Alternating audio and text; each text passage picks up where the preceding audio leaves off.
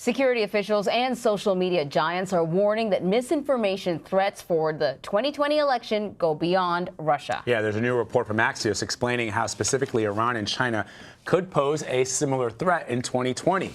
Sarah Fisher is a media reporter for Axios, and she joins us now. So, Sarah, why are officials now worried about Iran and China interfering in the election? A lot of the talk of late since 2016 has been around Russia. Yeah, well, I think part of it is because we're seeing examples of them increasingly using social media to intervene in other areas of political discord. So, for example, in January, Facebook and Twitter both announced that they had taken down misinformation campaigns originating from Iran. That's not something they've ever announced before. Typically, misinformation campaigns at those platforms have disbanded and have been from Russia or the Balkan states. So that's new. Then, later on in May, Facebook said that it found another misinformation campaign originating from Iran that was looked to appear like it was accounts coming from places like the U.S. and Europe, spreading political misinformation. And then again in August, you had both of those platforms, Twitter and Facebook, came out and said we found huge misinformation campaigns originating from within the China state to try to undermine those Hong Kong protests. So the reason why researchers and social media giants are concerned is because they've already started to find stuff. And the reason that matters is because after 2016, there was so much pressure on investigators, on platforms to look into Russian interference and misinformation efforts. I don't think we really had our eye on whether or not other countries were doing it. Now we're starting to see that other countries, and particularly countries, quite frankly, that we are negotiating with right now, could be utilizing misinformation as a political weapon. And it has a lot of people worried about what that means for 2020. So, Sarah, one of the things we learned about at least Russia's misinformation campaigns is that they can be subtle, and they tended to focus on areas where they felt there were already divisions within the society here and sort of exacerbating those divisions. Are the campaigns from Iran and China, do they seem similar? I know you mentioned, China trying to undermine the Hong Kong protests, but are they working the way the Russian campaigns did, in that they're attempting to sort of divide us, but also make us feel uncertain about the election? They're a little bit different. I think the Iranians for sure are using those tactics to some extent. One of the things we saw in 2016 is that they aimed to sow division around things like religion and ethnicity, and we have seen some religious messaging coming from those Iranian campaigns. China's a little bit different, and I think part of that is because they don't have as much incentive to meddle with us politically so much as they do from a business perspective.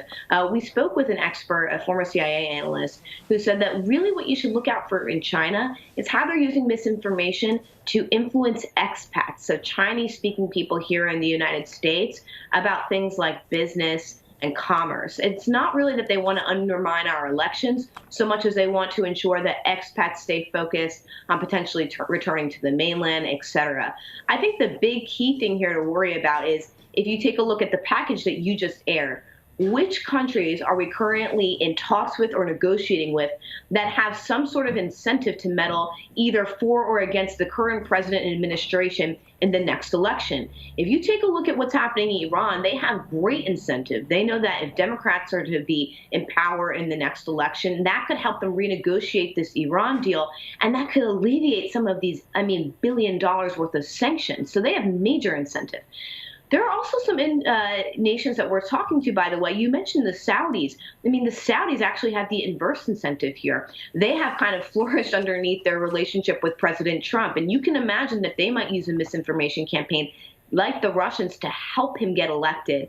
And by the way, I wouldn't say it's totally out of the blue here if the Saudis were to use a misinformation campaign for political purposes, because Twitter uncovered some Saudi interference against their own people using social media just a few months ago. So it's not something that's out of their wheelhouse or their playbook.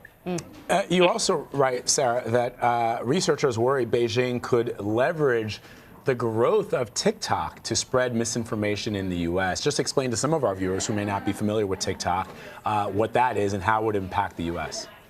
Sure. There was a huge viral app, a karaoke app called Musical.ly, that took off in the U.S. It wasn't massive, but it took off. a Chinese company called ByteDance, which, by the way, is exploding. It's one of the biggest Chinese companies that there is, acquired Musical.ly and rolled it up under the umbrella of its own karaoke app that's called TikTok. TikTok is just exploding in growth in the United States. If you've heard of the song Old Town Road, it's because it grew up and got its popularity on the platform TikTok. TikTok's invested about $1 billion in marketing in the U.S. They want to get as many people here signed up to that app. And what researchers are worried about is this.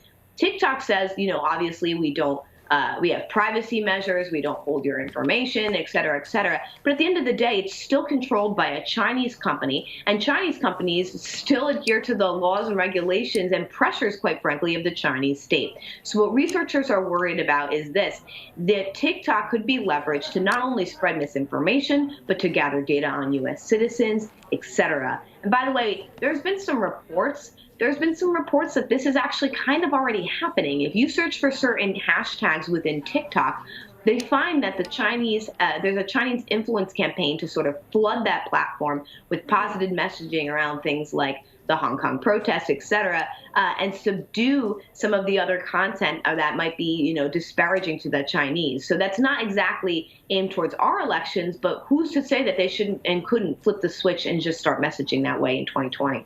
So clearly, this is sort of the new norm, these influence campaigns. There's going to be next year maybe another social media platform, and some country will try to get in there and use it. So then what can we do to at least limit the damage that these campaigns can have? Well, to the platform's credit, they've done a lot from a technology perspective to leverage machine and artificial intelligence to make it a lot harder for those types of companies or for those types of actors to leverage their platforms to spread misinformation. So that's one thing that we've done. But I think if you're just an average person sitting at home wondering, gosh, I don't know if I want to be on social media because there's all these misinformation campaigns, here's what I'll tell you.